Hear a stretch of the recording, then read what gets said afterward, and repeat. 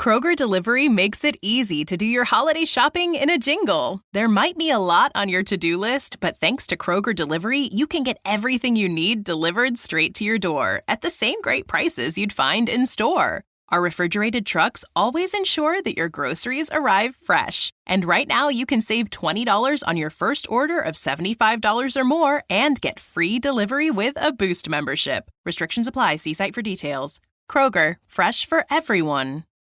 We know you have a lot on your holiday to-do list. And at the UPS Store, we're here to help. With our pack and ship guarantee, your gifts will arrive intact or you'll be reimbursed.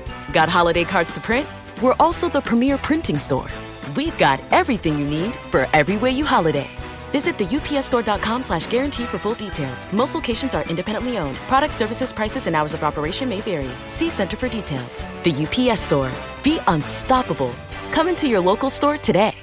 To be Clarksville's new Get Fit headquarters. Trifecta Fitness is a state-of-the-art spin and strength training studio. Our spin studio is truly one of a kind in this area, complete with 20 state-of-the-art live fitness bikes and an incredible sound system. Our strength training is done in small groups of 6 or fewer, and all of our strength and spin classes are scalable for every level of experience. Come see us in the heart of Clarksville, just behind MAPCO at the corner of Old Trenton Road and Wilma Rudolph Boulevard. Call us for more info at 931-542-6265 or download our Trifecta Fitness app for a full list of upcoming classes.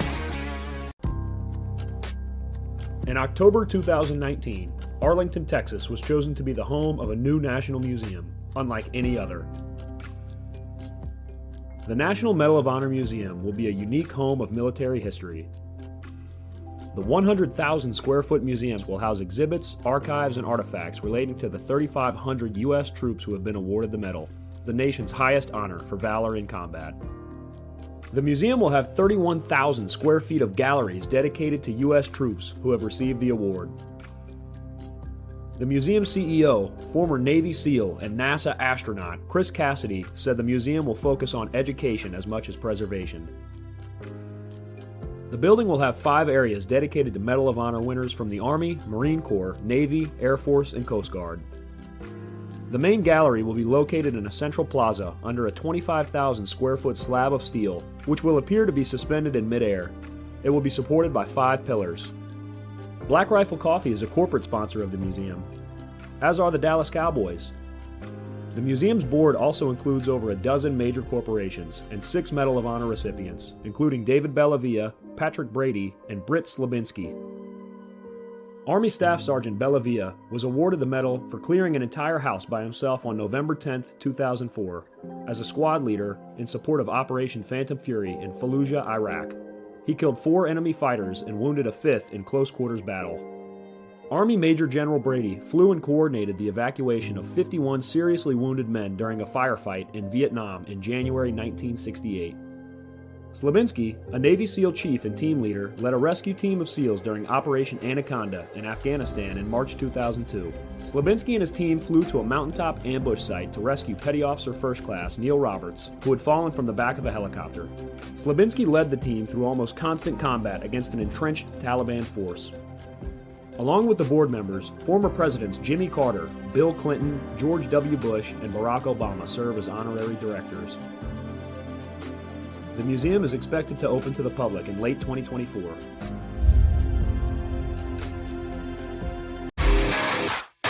All right. Welcome back. MisFitNation. The MisFitNation show. We are a show founded by a veteran and hosted by 2 veterans and a military spouse. Our mission is to get people to tell their stories to the world. If you're an author, share your tips with the Misfit Nation. If you're a musician or an actor, our audience needs to know how they too can get into the business. Coaches, we love our coaches.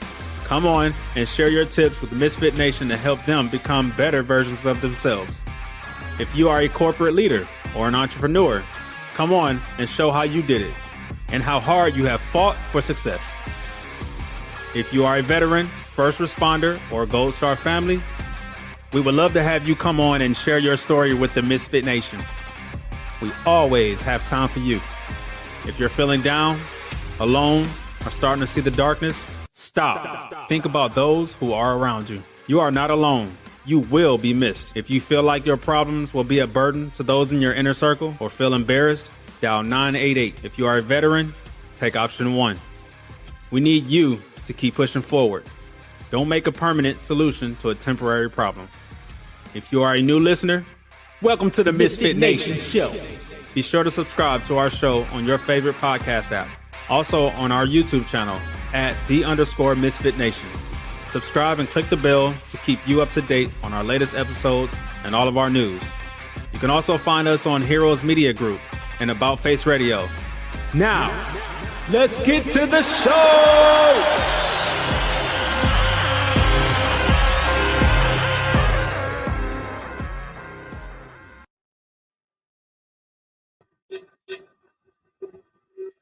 All right. Welcome back to the Sunday after dinner show with the Misfit Nation. We are coming to you live from North Carolina, Fayetteville. Once again, 1 year later, same exact room I was in last time. As fate will have it, I got the same room. Even though I didn't pick it this time, I got it.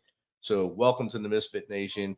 Thank you for taking some of your time tonight to hang out with us. I know you could be doing many other things, watching the Copa Championship tonight, 2024, but you can catch the end of it after us. We're more important right now. As we start, I'm looking at the end of the watch list right now. We have yet another police officer we lost, police officer Matthew Bowen from the Vacaville Police Department in California. So let's keep him in our thoughts and prayers, and his family. Keep them all in our thoughts and prayers so that maybe they can get through this hard time right now and see the light as we propel them on our show here tonight. And I'm going to bring in Lacey here from the Tuesday Crew since he's out here in Fayetteville too. Lacey, what's going on? Not much. It's hot down here. Yes, it is. It's very hot. I mean, we come from a hot area, but I think this one takes the cake right here. I tell you, so. Yes, it was very, very hot. Tonight we have a pretty good guest, Jake, and I'll read them in, then I'll let you do the rest of it after that, okay? Okay. Awesome. Our next guest has enjoyed an interesting life. As a successful criminal trial lawyer, a meditation teacher, a professor and mindfulness coordinator at Elon University, who studied under Hua Ching Ni, a 72-generation master from the Shaolin Temple, and married a Bible literalist. He started writing his book as a Rosetta Stone and a love offering for his wife and him to discuss the nature of the universe. Has become a healing vehicle for many that presents the teachings of Jesus in a broader interfaith light. So without further ado, let's welcome Bob Martin to the Misfit Nation. Welcome, Bob. Happy to be here. It's awesome to have you here. I'll let Jake take over a little bit here. Wait, actually, let me just change that. It's an honor to be here. Awesome. Appreciate that. Thank you. Awesome. It's an honor to have you. Thank you for coming on this evening. Rich gave a little bit about you. First of all, I'd like to welcome you to the show. And like I said, Rich gave a little bit about you. Won't you kind of fill in the blanks and tell us, start whenever you from wherever you want to what got us to this point in time right now? Oh, wow. Okay. Well, one of the problems with living 74 years is that your story gets to be longer and longer every year that you live. So I don't want to take up 74 years worth of time, but let me say a couple of things because of the Misfit Nation, because I'm on this show. That is something that I just want to share even before I get into myself. My brother's a Marine. He's 8 years older than I am. I remember the day that he chose to be a Marine. We were living in Miami. He was sitting on the kitchen counter. He got in an argument with my dad, and he goes, well, I'm going to go join the Marines. And he jumped down, and my father was spitting and fuming, and he went out, and he did. And this was during the Vietnam era. So he's 8 years older than me. He's 82 years now. And although I'm his younger brother, there are times when I need to take care of him. He was hospitalized. He had some COPD thing, so he's at the VA hospital in Miami. And I brought him. when I heard he was hospitalized, I flew down from North Carolina and picked him up and met him at the front and drove him home, and he had to go back the next day for a checkup. So I walked him in, and that was the first time that I ever walked into a VA hospital. And I got to tell you guys, it just blew me away. The camaraderie and the respect. I mean, it's an old place. The Miami VA hospital is an old building, and it shows its age. But there was something that was about it that just blew me away. But when we walked into the lobby, there was a sign, a wooden sign that was hanging over the lobby, and on it was inscribed, "This is where you see the cost of liberty." And it just blew me away. So thank you for your show, and thank you for what you do. I appreciate it. We'd be honored if your brother is up to it to come share his story with the Misfit Nation, because we don't have a lot of Vietnam vets that are still willing to talk about it or have ever talked about what they've done over there, especially as a young Ura Marine. He was a young man over there. It'd be great to hear some of those stories and share it with the Misfit Nation, and that way it's there forever as well. Yeah, I'll certainly talk to him. Yes, that would be a great show. Yeah. And he's quite an interesting guy. You know, he's not very technologically astute, so I'll get these phone calls from him that start out with, "I can't hear anything." "Okay, John, what are we talking about here? It doesn't play. There's nothing coming out." "Are we talking about the CD player? Are we talking about the speaker? Are we talking about, oh, the speaker?" I said, "Well, did you charge it?" And he goes, "Charge it?"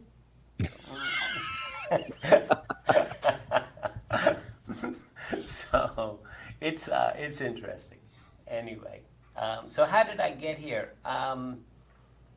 I've had some things that have come into my life that have kind of taken over and put me in a different direction.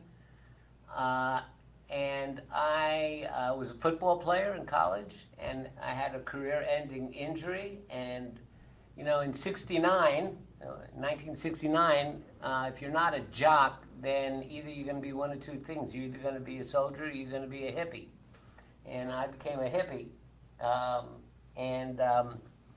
I was, there was this fellow that was in my life, a guy named John Berman, and we used to be arguing over, you know, the Vietnam War was going on. My brother was over there, so it was something that was very personal to me, and I was arguing about it, and and he kept telling me, John, my friend, not my brother, kept telling me, "You should be a lawyer, And I go, yeah, sure. My whole ambition was to sell enough hot dogs on the boardwalk in Queens, Rockaway's Playland, to last me through the winter so I could take 7 months off. That was my whole ambition for life.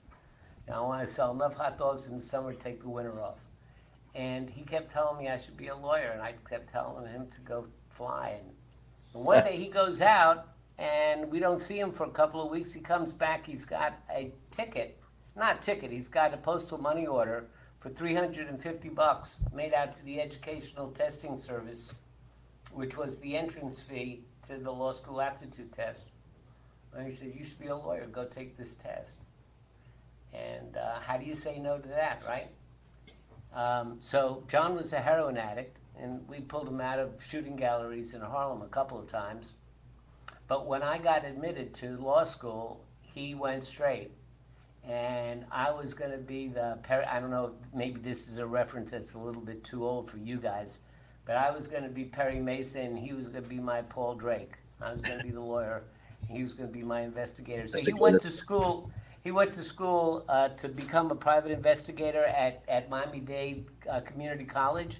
And he stayed with me, and he was my sidekick for all those years that I was in law school, and all through the time that I took the bar. Finally, on the day I got sworn in, I was given a job in the district attorney's office in Miami. Janet Reno, maybe a name that you may be familiar with, was my boss. And 3 days later, I come up from court, and my secretary tells me, "Do you know this guy named John Berman?" I go, "Yeah, well, Miami Beach police called. He's dead. Sorry to hear that.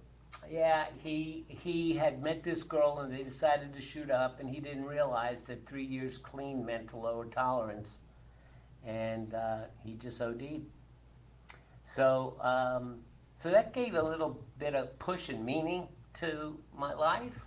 You know, I mean, how often does somebody kind of come into your life and make a difference like that, and when his work's done, he just checks out? Mm-hmm.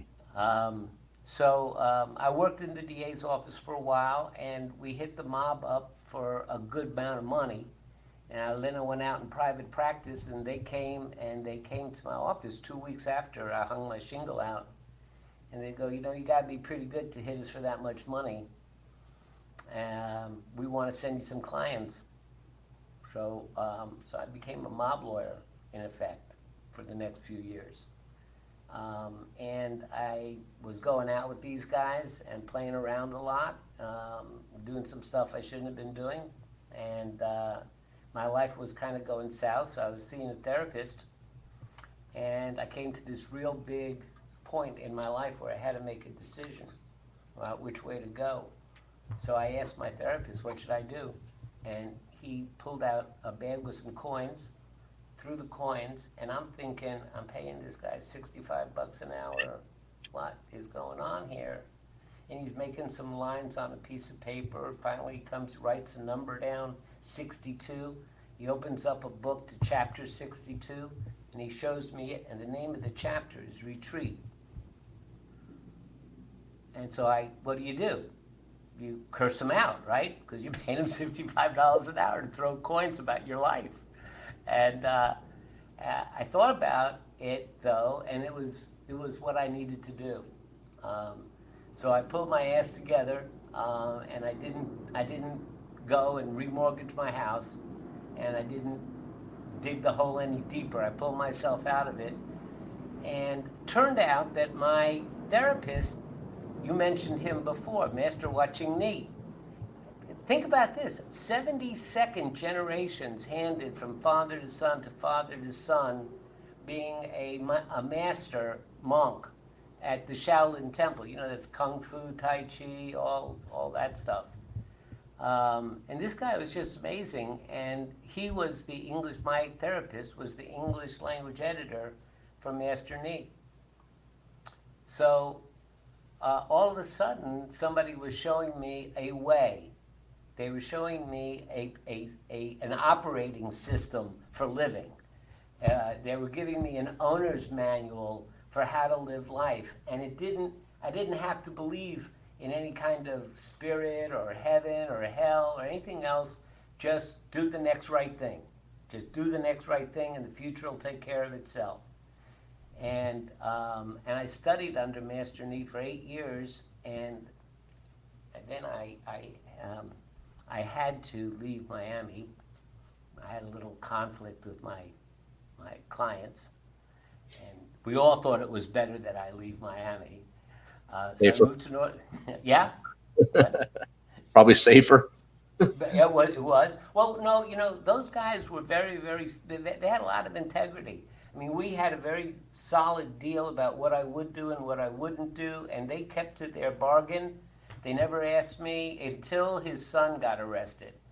And then there was no saying no to him. So I moved to North Carolina, and after that, my life was all about public service. And so I took care of a lot of folks, and a lot of the folks that I took care of were indigent, and a lot of those folks were veterans.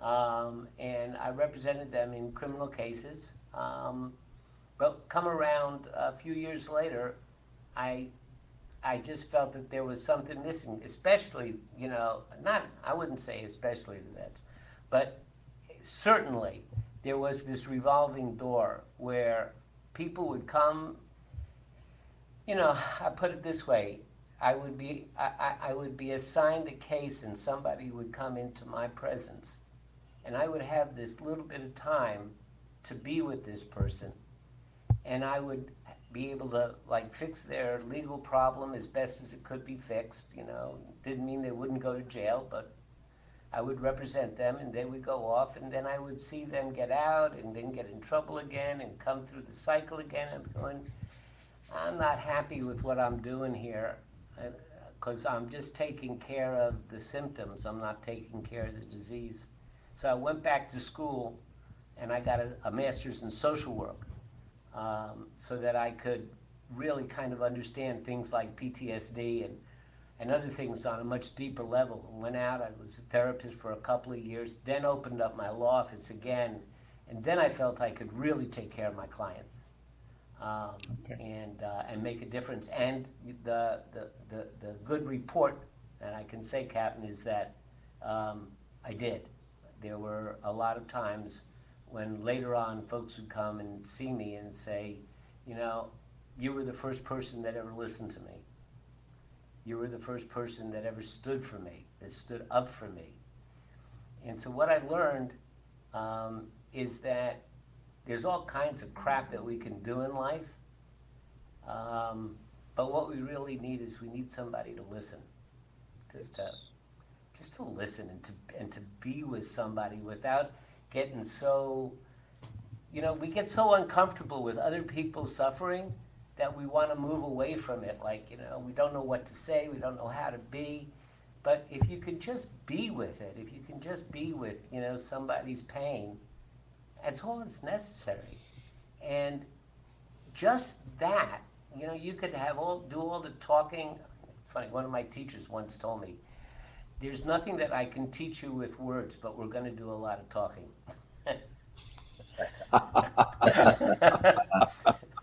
I'm sure you guys heard stuff like that too, right? Yes. There's a lot of stuff, right? You can't learn it with words, but you know, you do a lot of talking. And anyway, so I started to see some changes, and then I got, you know, into my meditation practice, and eventually became certified as a meditation teacher and started teaching meditation at Elon. So that's my story. I'm sticking with it. Awesome. All right. That's a journey right there. Yeah, that is a journey, and Yes, really appreciate what you're doing to help veterans. You know, and we see it where we're at. So many veterans, they get in trouble, they go to court, and it's like, you know, nobody knows the core of their problem, and they're trained to respond in a certain way, and if you respond that way in the civilian world, it's not always the best thing to do, and you got to understand why they did that. And if you can explain that to the court system, I'm not going to say that they'll go easier, but you know, it might kind of help them out a little bit. And there's also, you know, I mean, I feel like I'm not talking inside my area of comfort here, because you guys know about what happens when people get discharged a lot more than I do. But having said that, I have just heard a lot of stories about how folks feel when they leave the service. Forgotten, uncared for, unheard, unlistened. Now, I'm not saying that happens to everybody, because the ones that can adapt and the ones that have the internal strength to be able, you know, to find their new sources of strength, they do fine, and they don't need, you know, my help. I just come into contact with the ones that come into the criminal justice system, or, you know, or the therapy system, and those are people that are struggling. And so, you know, I may have a jaundiced view of how folks are, because I only hear from that one population, but I've heard a lot of stories. I can tell you that every veteran goes through a wave when you get out. You can go back to when your brother came home from Vietnam, and that generation they came home to, basically, we don't want you here, you're a baby killer, blah, blah, blah. You're not welcome. And a lot of them weren't really welcomed home until, I'd say, maybe 10 years ago. We started actually welcoming Vietnam veterans home. veterans of today, they get out, you lose that sense of purpose. And the ones you meet and the ones you don't meet, they're all one decision away from meeting you. So everyone has that one decision they make that could make that left turn to wind up in your office and asking you to maybe get them out and maybe get them that day in vet court instead of regular court, so they can go through some other process, not to have something on the record that maybe come out on the other side in the light. So it's always that one decision change everyone's life. Mm-hmm, it is. Can I tell you a story about one particular that I represented? Oh, yeah. So he saw a lot of action, and I mean, if there was any diagnosis that probably fit the bill, it was his multiple diagnoses, and he was arrested for having a couple of lids of marijuana, and all he wanted to do was get his disability check at the end of the month, and go buy a couple ounces of pot and go home and smoke it all month. That was it. I mean, he didn't want to bother anybody, And so one day he goes out and he buys his stuff, and that's a felony amount. So he's driving home, he gets a ticket, and sure enough, he gets popped for the felony amount of marijuana. Now, nobody wants to put somebody in jail for a couple ounces of marijuana. I mean, nobody wants to put anybody in jail for that. It's stupid. So he goes before the judge, and what do? Of course, they put him on probation. Okay, so he says, okay. So life goes on. A couple of weeks later, probation officer knocks on his door, says, piss in the cup, and gets dirty urine. So now he's got a probation violation. I'm back in court with him. Judge J.B. Allen, who particularly hated it when somebody came back to court for the same thing that they left court for. It was his particular bad thing. So his face gets red when he finds out that he gave a dirty urine. So he leans over. So I'm gonna put you on intensive probation. So I'll call him Joey. Joey says to me, "What's that mean, Mr. Martin?" I said, "Well, that means that you're going to get more visits from the probation officer, and you can't go out as much." He goes, "Well, that's okay. I don't like to go out that much anyway." Well, a couple of weeks later, he gives another dirty urine. Uh-oh. So now he's back before J.B. Allen again. And J.B. Allen's now getting red-faced. He leans over, he points at him. He says, "What I'm going to do, I'm going to put you on house arrest." So Joey says to me, "What's that mean?" He says, "It means that you can't leave your house." And he goes, "Oh, that's okay." Wasn't much of a punishment anyway. So along comes another cup and another dirty urine, and this time J.B. Allen is just livid. I mean, his face is red, and he's spitting. And I decided that, I just wanted to stand up for this guy, and I figured, the truth is our only defense. And I basically said to the judge, all he wants to do is sit at home and smoke his pot. That's all he wants to do. He doesn't want to bother anybody. He's not out there robbing. He's not out there doing this. He's not out there raping. All he wants to do is sit at home, be left alone, smoke his pot, and da-da-da. And I just felt like I wanted to stand up for this guy. And so, I argued my heart out, and J.B. Allen is looking there, and his face is red, but he's got this little bit of a smile on his face. And he leans over and points at me, and he goes, "Mr. Martin, you know what I'm going to do to your client?" I said, "Judge, what?" He says, "I am going to," what was the word he used? Hold on. Not unfortunately. I'm going to terminate his probation unsuccessfully. That's what. I'm going to terminate his probation unsuccessfully. And Joey says to me, "What's that mean?" I said, "That means we need to leave the courtroom like right now before he changes his mind." We get outside, and and I explained to him that it's all over. He takes this real deep breath, and he goes, "Mr. Martin, you know what that smells like?" I said, "What's that smell like, Joe?" He goes, "That smells like freedom." So outstanding. So that's that sense, and I'm sorry to go on and on, but when I retired to devote myself to meditation and teaching it, I retired from from the court system, and there was this one judge who was a visiting judge from Greensboro, came over once in a while. Anyway, I got a handwritten letter from him, and he and I had done nothing but butt heads most of the time. Although there was this kind of like respect, and I opened up the letter, and it was just one line and a scribble signature, and all it said was, "Thank you. Thank you for your service." That's all it takes. I knew that my brother, had served, and I always said that was something that, I would never be able to lay claim to. But that letter, it meant and means, it rephrased how I looked at the last 20 years of my life. So, I'm sorry, I didn't mean to get weepy. That's all right. Oh, hey, that's perfectly fine.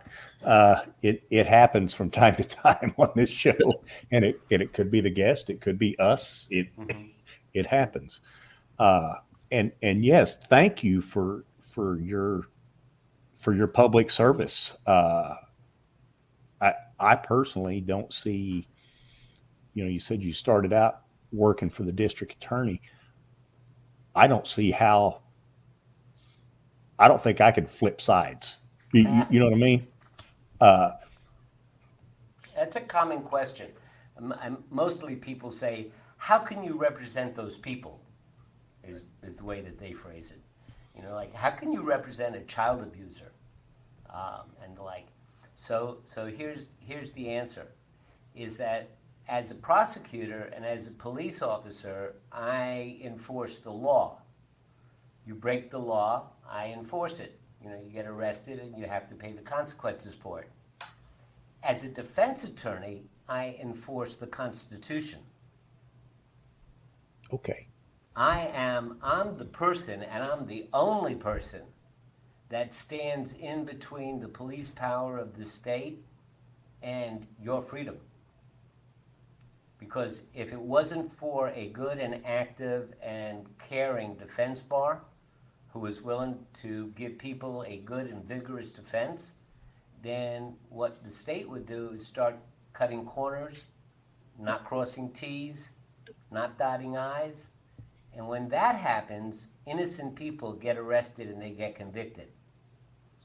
So I keep them straight. Basically, I say, if you want to get my guy, maybe you got the evidence to get my guy, and maybe you're going to get him, but you're going to come through me. Okay. Okay, you're going to come through me. And if you get him, then you got him according to the law, and you got according to his rights. And I stood up, and we often, Racehorse Haynes put it this way: we are the trustees of justice and the grantors of freedom. So, I like that definition. I never really. I know that a defense attorney is there to ensure that their client gets a fair and impartial trial, but I never looked at it as that you're making sure that the Constitution is adhered to, and that's a big one. It is a big one. It is a big one. So, Bob, as you transitioned into meditation as a teacher, as a student, and then as a teacher as well, did you find yourself actually helping those who you were defending before, or people like that, or just a wide variety of people? No, it was the same. It was the same people, but I found that in meditation, you get to understand yourself much better, and you get to understand that we all are much more alike than we think we're different. So because you understand yourself a lot better, you can understand where people are coming from. And you have a deeper ability to listen, and it kind of goes back to that listening thing. When, as a meditator, when I sit with a client, that client feels like I'm there with them. I'm not just clicking time on my time clock and checking off the 15-minute charge, but I'm there with them, and it makes a difference. Maybe we ought to chat a little bit about what meditation is and what it's not. Great. Okay. Okay. So a lot of people think that meditation is something about quieting the mind, or having peace, or like la la, tinkle tinkle, emptying the mind.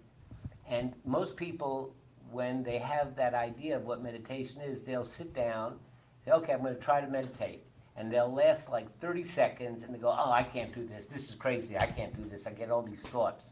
I can't stop the thoughts. But this is when you get to say, to a student, whoa, wait a minute. You are meditating. They go, what? I said, you just saw your thoughts. You noticed your thoughts. You looked at your thoughts. Have you ever really sat and looked at your thoughts before? Well, no.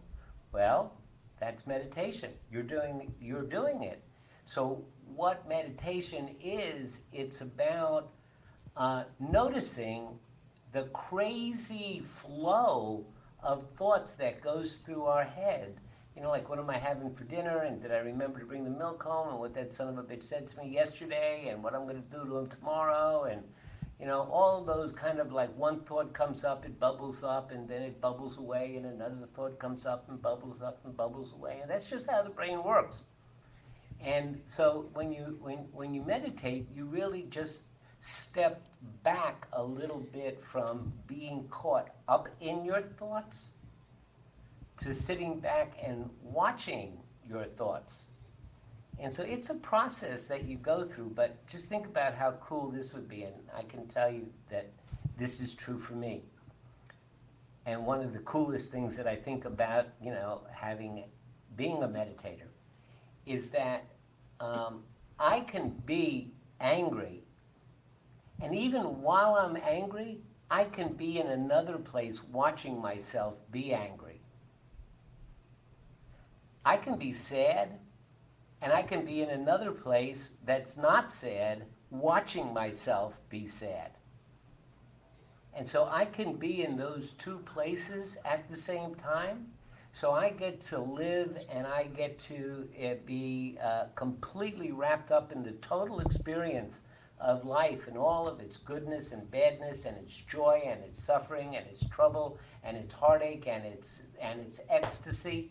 I can experience all of those things, and at the same time be a little bit distanced from it, so that I can kind of watch myself doing it, and that gives me the ability to kind of evaluate, kind of like a training officer at the same time, I'm watching you do this particular exercise, and what I'm going to say to you is, if you moved your knee a little bit more to the right, you'd find that you have a little bit more leverage here, like that. So you get to be that with your thinking. So, like, you could be in a situation, and you handle it a certain way, and then afterwards, since you were watching yourself handle it, you're completely present and aware of what you did and what was said and how you handled it, so you can, have the conversation with yourself without being judgmental, without beating yourself up.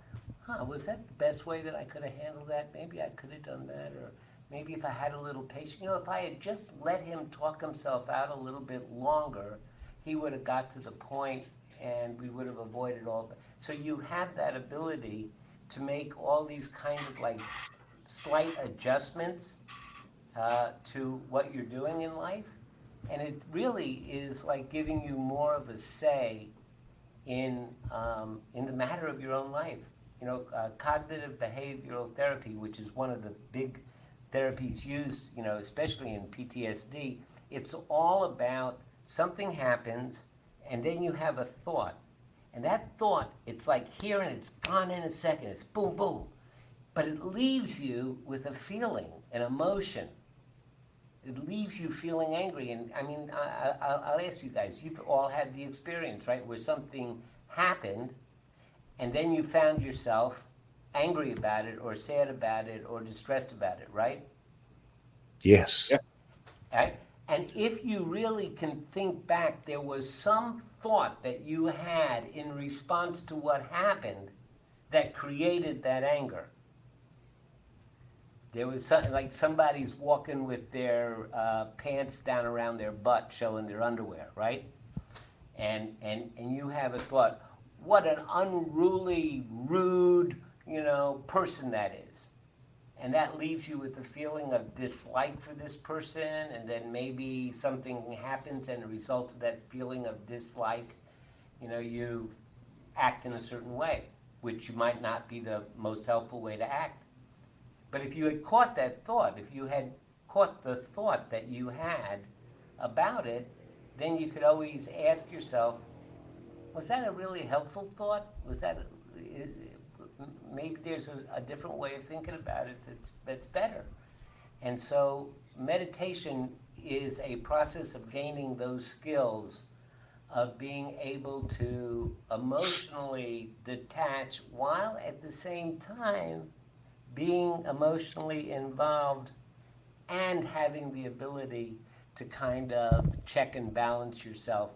So when you're talking about, cognitive behavioral therapy, if it teaches you to look at the thought that causes the emotion, meditation teaches you how to look at thoughts. It's the skill of actually watching thoughts. And so between the two of those things, it like turbocharges therapy. I'm not saying that meditation can take the place of therapy, but it turbocharges therapy. It makes it 10 times more powerful. So that's kind of like where I work.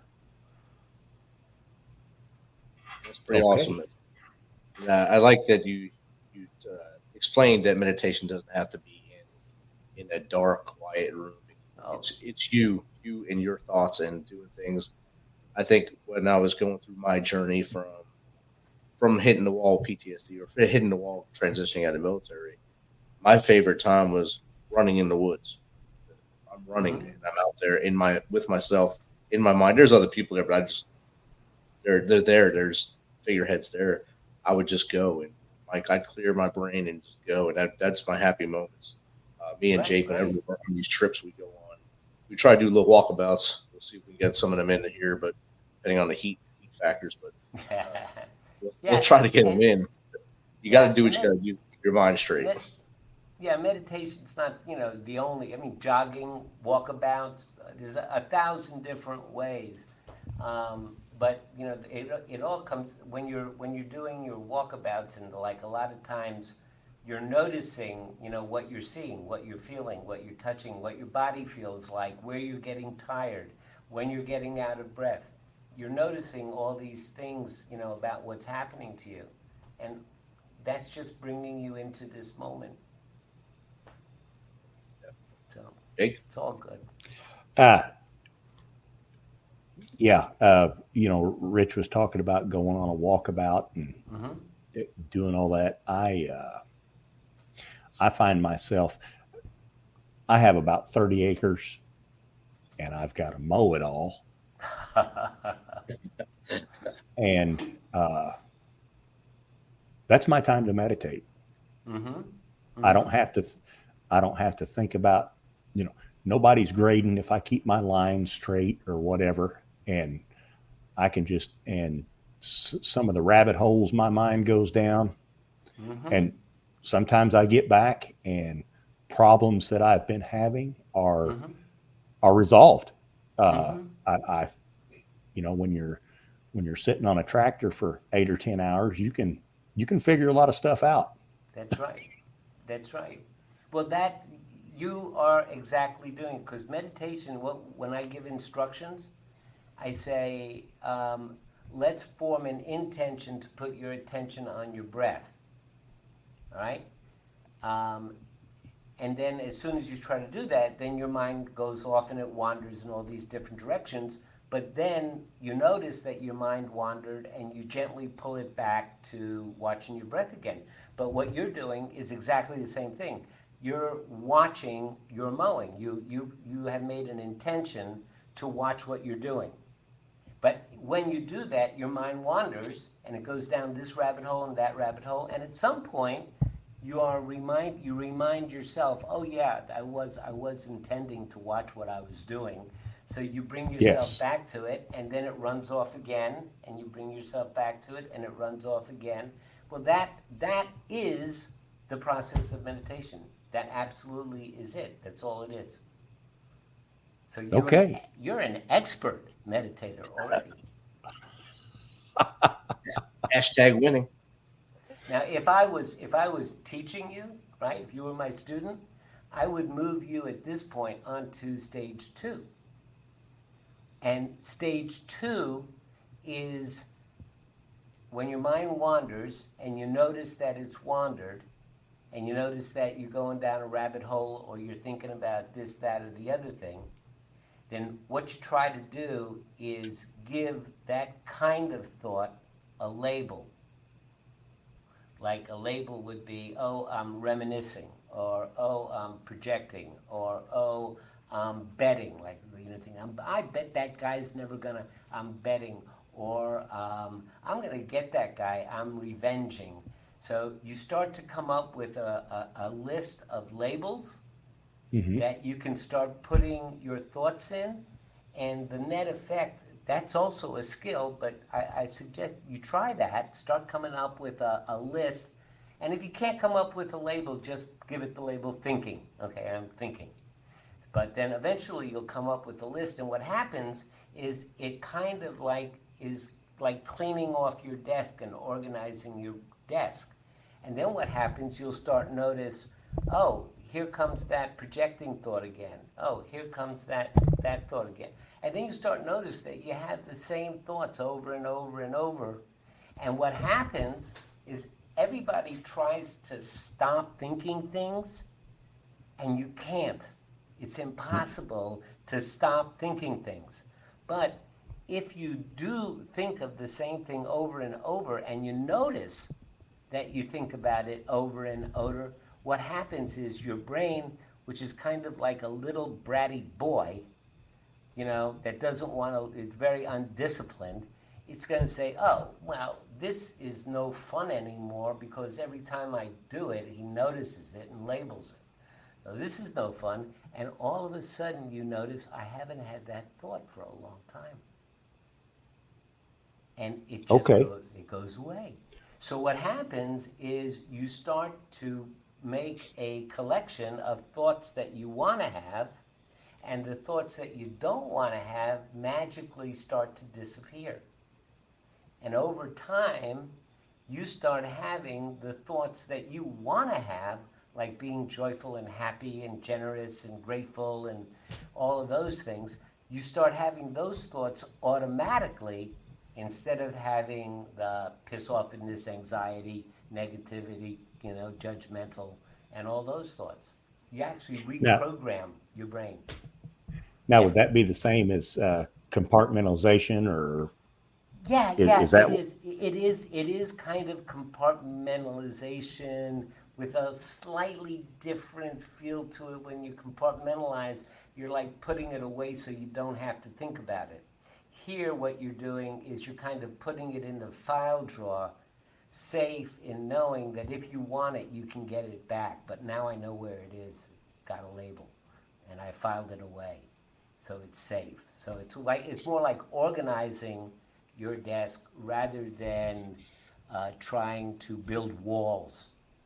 Okay. Okay, because compartmentalizing is trying to build walls. You can't build walls. That very, very tough. Very tough. It will come back and bite you.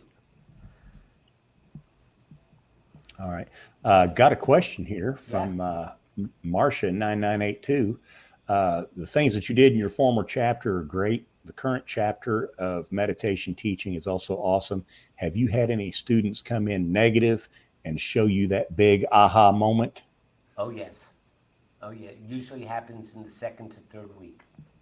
Wow. Okay. It's not, have I had some? It's everyone. It's everyone that follows the instructions.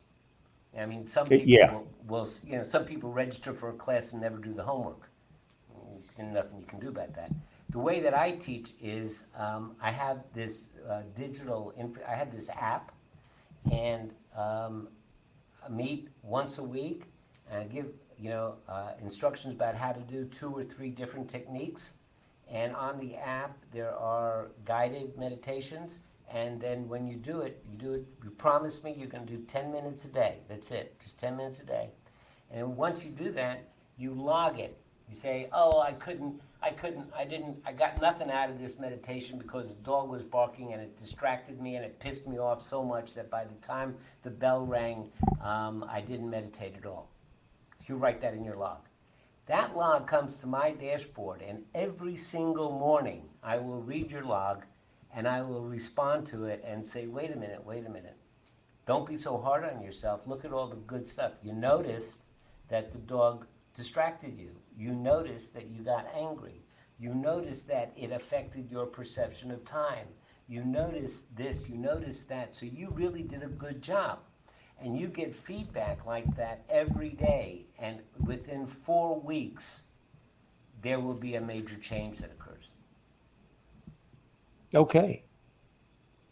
So, yeah. I've gotten comments like, oh, I just noticed that there's crickets outside my window. Or, oh, I came back from class and I couldn't do my homework because I was so upset, and then I did my 10 minutes and then I could do my homework. Or, oh, I just realized I don't have to do everything. So yeah, all the time. That's why I love what I do. Yes, it sounds very. Rich and I are both trainers where we instruct, and I always when we're training something technical, we always look for that light bulb moment, and when they start clicking on in the eyes of that is one of the most fulfilling things that you can have. That that's sometimes all the thank you that we need for teaching. Got another question here. Yeah. From Allison. Says that Mr. Rich spoke of your book. Can you tell us more about it as we lean towards the final moments of the show? Well, I think the book that you're talking about is the one that was published, and that's like a whole different story. What happened in that book, as I mentioned, I trained for 8 years under a Taoist master from the Shaolin Temple. So before I was anything else, I was a Taoist and a Buddhist, and then I married my wife, who is a Bible literalist, and she's a saint without any question in any language. She is. And so we were both cool about devoting the resources to somebody else's need, whatever it took. We were cool about all that, but talking about like what our beliefs were was a little bit hard. And so she would start telling me things that they would talk about in church, and I would start thinking, well, that's the same thing that they talked about in chapter 32 of Taoism.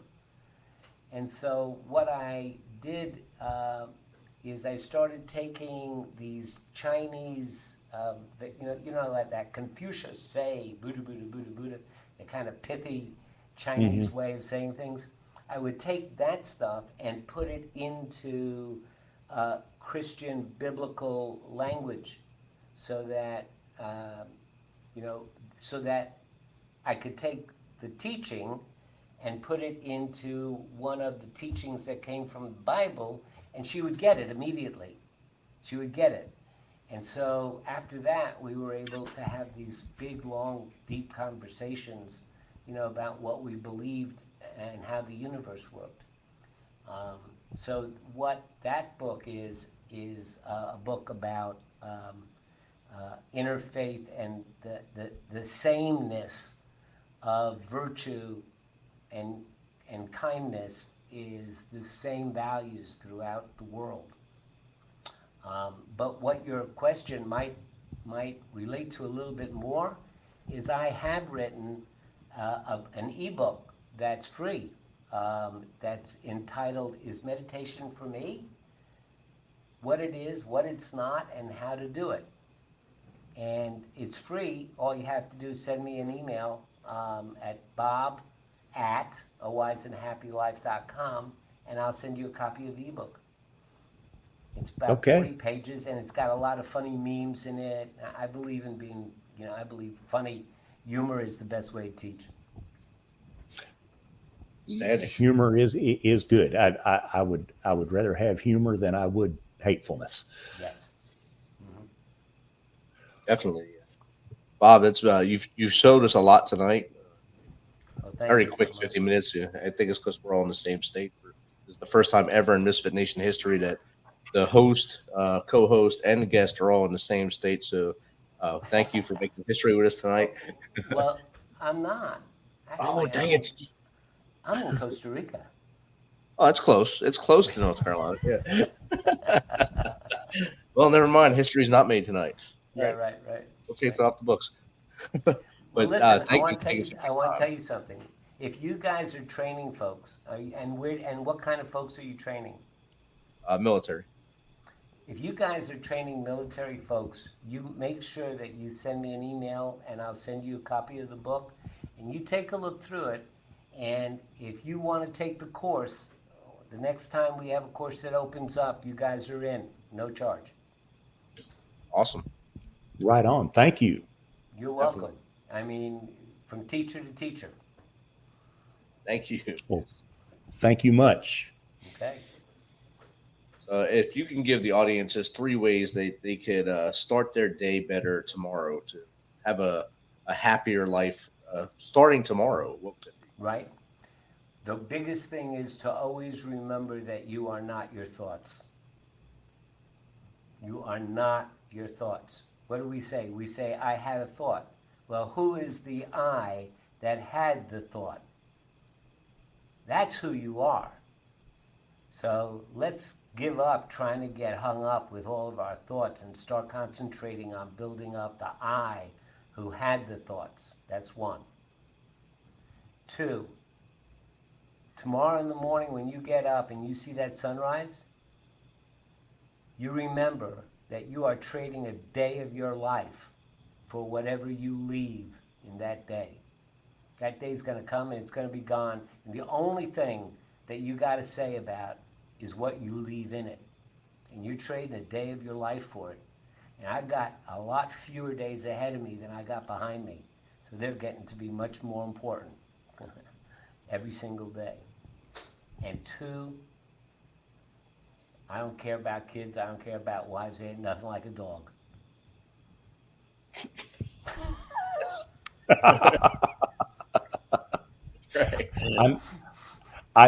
I made friends with a dog that had previously bitten me, I don't know how many times. Today, I found out why she was biting me, and all I did was show her some love, and we're good to go now. There you go. Sometimes you put your best friend and a dog in the trunk of your car, ride around for 5 miles, and when you open the trunk, see which one kisses you.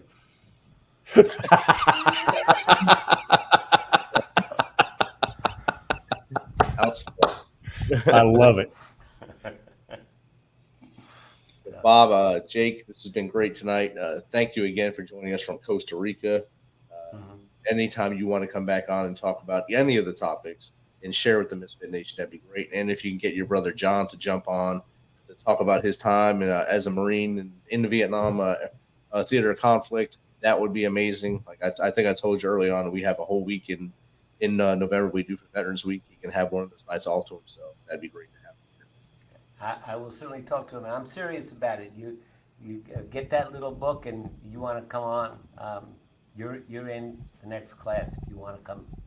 It's 4 weeks. 1 hour a week is all you need. 1 hour to meet with me once a week for an hour on Zoom, and 10 minutes of practice a day. That's all it takes. Okay. Thank you, Bob. You have a good night. Thank you. Thank you.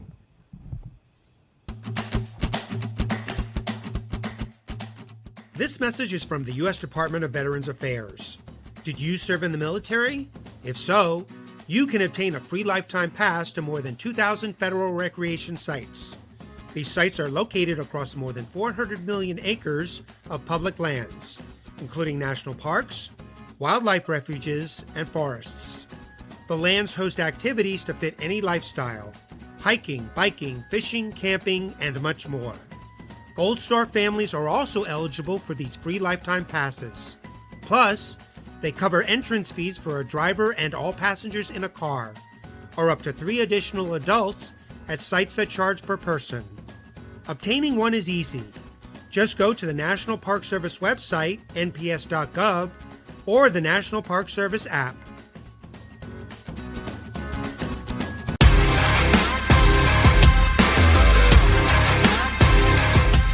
Thanks for checking us out and being a part of the Misfit Nation show. Don't forget to visit our website at themisfitnation.com.